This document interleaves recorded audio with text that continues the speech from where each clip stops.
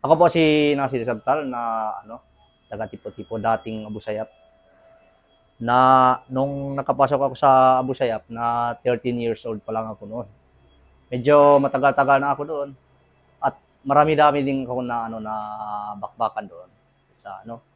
Kasi sa sinasabi sa amin na jihad, kaya hindi kami natakot na namatay doon sa sinasabing jihad.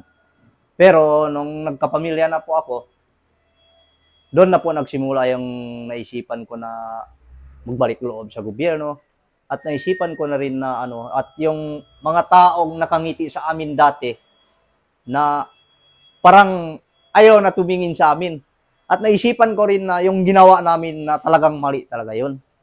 Kaya naisipan ko rin na balik loob sa gobyerno at gusto ko na rin makasama yung pamilya ko at suportahan yung mga anak ko na makapagtapos nila sa pag-aral para hindi na nila maranasan yung naranasan ko.